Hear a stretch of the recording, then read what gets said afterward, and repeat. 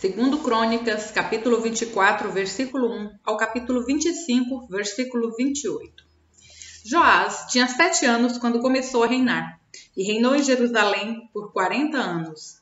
Sua mãe se chamava Zíbia, e era de Berseba. Joás fez o que era certo aos olhos do Senhor, enquanto o sacerdote Joiada estava vivo.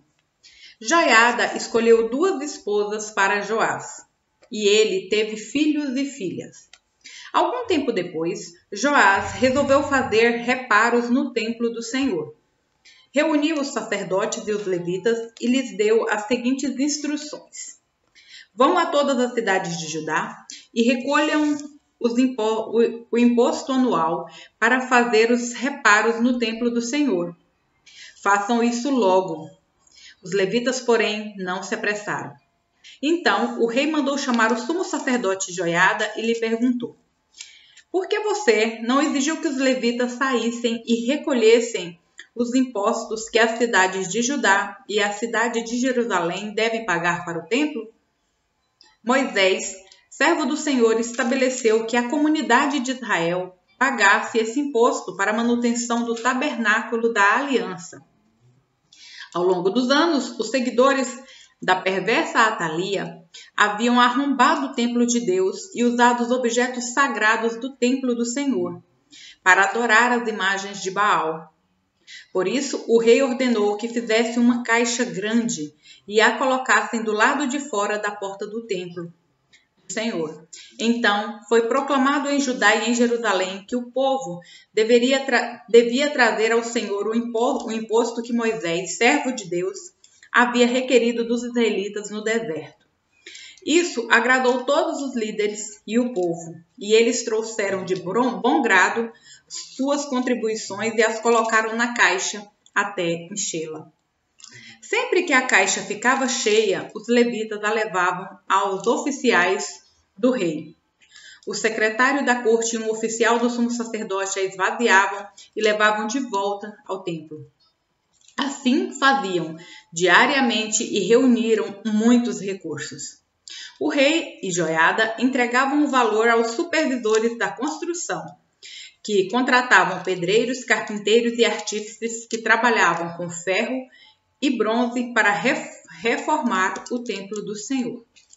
Os homens encarregados da reforma trabalhavam com dedicação e a obra foi progredindo. Restauraram o templo de Deus de acordo com o modelo original e o reforçaram. Quando todos os reparos foram concluídos, trouxeram ao rei e à Joiada os recursos que sobraram. O valor foi usado para fazer diversos objetos para o templo do Senhor, utensílios para o serviço e para o holocausto, além de vasilhas e outros objetos de ouro e prata. Enquanto o sacerdote Joiada viveu, os holocaustos eram oferecidos continuamente no templo do Senhor. E Joiada viveu muitos anos e morreu em idade avançada, com 130 anos. Foi sepultado entre os reis na cidade de Davi, pois havia feito bem em Israel para Deus e seu templo. Depois da morte de Joiada, os líderes de Judá vieram ao rei Joás e se curvaram diante dele, e ele ouviu seus conselhos. Abandonaram o templo do Senhor, o Deus de seus antepassados, e colocaram postes de Azerá e ídolos. Por causa desse pecado, a ira de Deus veio sobre Judá e Jerusalém. Ainda assim, o Senhor enviou profetas para trazê-los de volta para ele. Os profetas os advertiram, mas o povo não quis ouvir. Então, o Espírito de Deus veio sobre Zacarias, filho do sacerdote Joiada. Ele se pôs em pé diante do povo e disse: isso é o que Deus diz. Por que vocês desobedecem aos mandamentos do Senhor e com isso deixam de prosperar? Visto que abandonaram o Senhor, agora ele os abandonou. Então os líderes conspiraram contra Zacarias e o rei ordenou que ele fosse morto por apedrejamento no pátio do templo do Senhor. O rei Joás não levou em conta a lealdade que Joiada pai de Zacarias, lhe havia demonstrado e matou seu filho. As últimas palavras de Zacarias antes de morrer foram: que o Senhor veja o que estão fazendo e vingue a minha morte. Na virada do ano, o exército sírio marchou contra Joás. Invadiram Judá e Jerusalém e mataram todos os líderes do povo. Enviaram para seu rei em Damasco tudo o que haviam saqueado. Embora os sírios tivessem atacado com apenas um exército pequeno, o Senhor entregou em suas mãos o exército muito maior de Judá. O povo de Judá havia abandonado o Senhor, o Deus de seus antepassados. Por isso, o juízo foi executado contra Joás. Os sírios se reuniram e deixaram Joás gravemente ferido. Os seus próprios oficiais conspiraram contra ele porque havia assassinado o filho do sacerdote Joiada e o mataram em sua cama. Ele foi sepultado na cidade de Davi, mas não no cemitério dos reis. Os assassinos foram Josacar, filho de uma amonita chamada Simeate, e Jeozadab, filho de uma moabita chamada Somer. O relato sobre os filhos de Joás e as muitas profecias a respeito dele e o registro da reforma do templo de Deus estão registrados no comentário sobre o livro dos reis. Seu filho Amazias foi seu sucessor. Amazias tinha 25 anos quando começou a reinar e reinou em Jerusalém por 29 anos. Sua mãe se chamava Jeoadã e era de Jerusalém. Amazias fez o que era certo aos olhos do Senhor, mas não de todo o coração. Quando Amazias se firmou no poder, executou os oficiais que haviam assassinado seu pai. Contudo, não matou os filhos dos assassinos. Em obediência ao mandamento do Senhor registrado por Moisés no livro da lei, os pais não serão executados por causa do pecado dos filhos, nem os filhos por causa do pecado dos pais. Aqueles que merecem morrer deverão ser executados por causa de seus próprios crimes. Amazias organizou o exército e nomeou generais e capitães para todo Judá e para Benjamim. Fez um censo e constatou que tinha um exército de 300.000 soldados de elite, com mais de 20 anos, todos treinados no uso da espada e do escudo. Também pagou 3.500 quilos de prata para contratar 100.000 guerreiros experientes de Israel.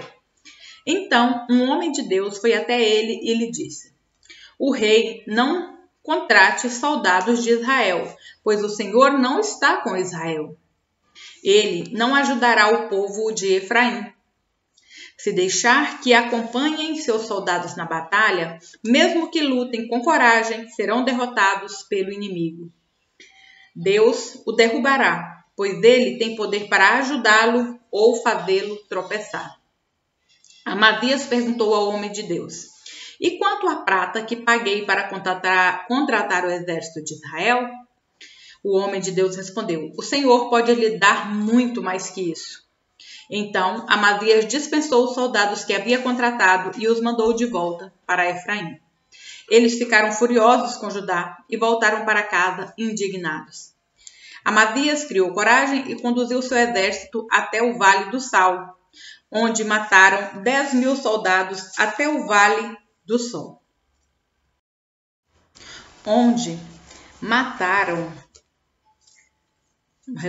Amazias criou coragem e conduziu seu exército até o Vale do Sal, onde mataram 10.000 soldados edomitas da região de Seir.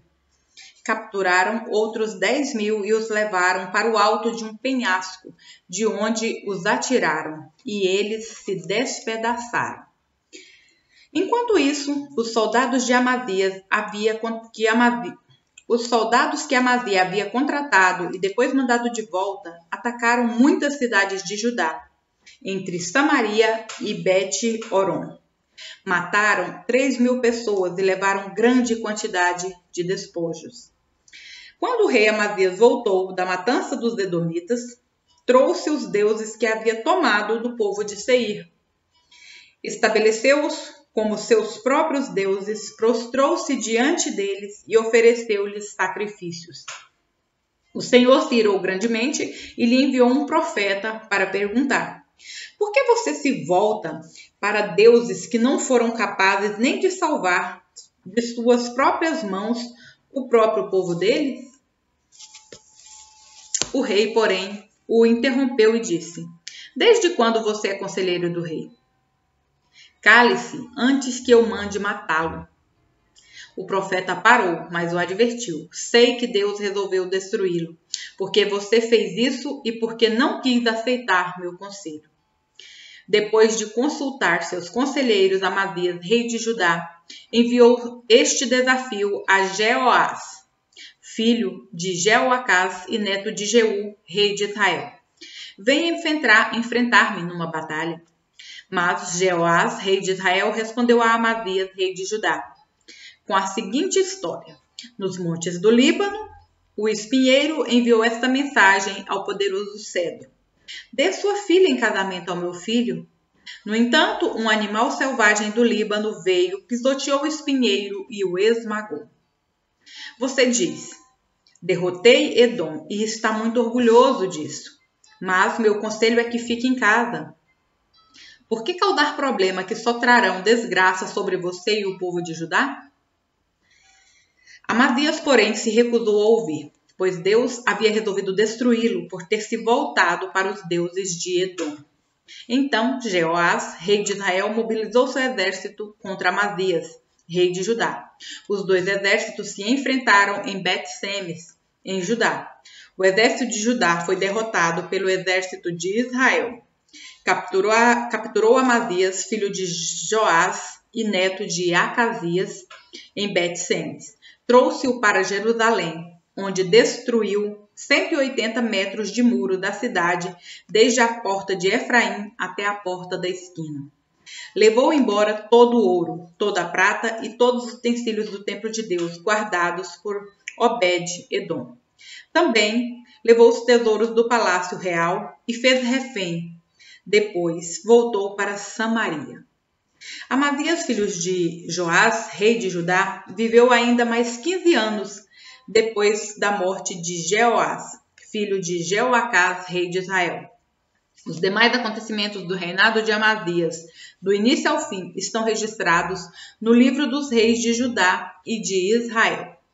Depois que Amazias se afastou do Senhor, houve uma conspiração contra ele em Jerusalém, e ele fugiu para Laquis. Seus inimigos, porém, mandaram assassinos atrás dele e o mataram ali. Seu corpo foi trazido de volta para Jerusalém num cavalo, e ele foi sepultado com seus antepassados na cidade de Davi. Romanos, capítulo 12, versículos 1 ao 21. Portanto, irmãos, suplico-lhes que entreguem seu corpo a Deus, por causa de tudo que ele fez por vocês. Que seja um sacrifício vivo e santo, do tipo que Deus considera agradável. Essa é a verdadeira forma de adorá-lo. Não imitem o comportamento e os costumes deste mundo, mas deixem que Deus os transforme por meio de uma mudança em seu modo de pensar, a fim de que experimentem a boa, agradável e perfeita vontade de Deus para vocês.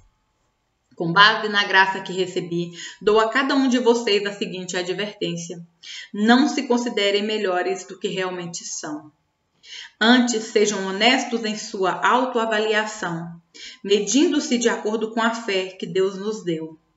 Da mesma forma que nosso corpo tem vários membros e cada membro uma função específica, assim é também o corpo de Cristo.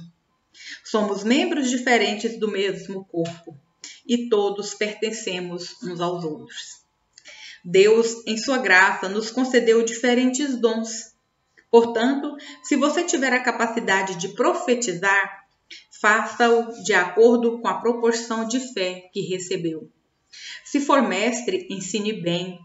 Se seu dom consistir em encorajar pessoas, encoraje-as. Se for o dom de contribuir, dê com generosidade. Se for o dom de exercer liderança, lidere de forma responsável. E se for o de demonstrar misericórdia, pratique-o com alegria. Amem as pessoas sem fingimento. Odeiem tudo que é mal. Apeguem-se firmemente ao que é bom. Amem-se com amor fraternal e tenha prazer em honrar uns aos outros. Jamais sejam preguiçosos, mas trabalhem com dedicação e sirvam ao Senhor com entusiasmo. Alegre-se em nossa esperança. Sejam pacientes nas dificuldades e não parem de orar. Quando membros do povo santo passarem por necessidade, ajudem com prontidão. Estejam sempre dispostos a praticar a hospitalidade. Abençoe aqueles que os perseguem. Não os amaldiçoem, mas orem para que Deus os abençoe. Alegrem-se com os que se alegram e chorem com os que choram. Vivam em harmonia uns com os outros. Não sejam orgulhosos, mas tenham amizade com gente de condição humilde. E não pensem que sabem tudo. Nunca paguem o mal com o mal. Pensem sempre em fazer o que é melhor aos olhos de Deus, aos olhos de todos. No que depender de você, vivam em paz com todos. Amados, nunca se vinguem, deixe que a ira de Deus se encarregue disso. Pois assim, dizem as Escrituras, a vingança cabe a mim. Eu lhes darei o troco, diz o Senhor. Pelo contrário, se seu inimigo estiver com fome, dê-lhe de comer. Se estiver com sede, dê-lhe de beber. Ao fazer isso, amontoará brasas vivas sobre a cabeça dele. Não deixe que o mal os vença, mas vençam o mal, praticando o bem. Salmos, capítulo 22, versículos 19 ao 31. Ó Senhor, não permaneças distante. És minha força, vem depressa me ajudar. Livra-me da espada e não permitas que esses cães me tirem a vida. Salva-me da boca do leão e dos chifres dos bois selvagens. Proclamarei teu nome a meus irmãos. No meio de teu povo reunido te louvarei.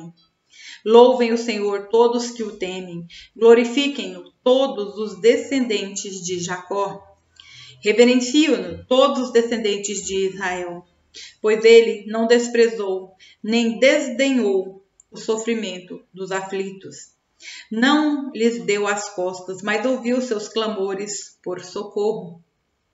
Eu te louvarei na grande congregação, cumprirei meus votos na presença dos que te adoram. Os pobres comerão e se saciarão, todos que buscam o Senhor o louvarão. E terão o coração cheio de alegria sem fim.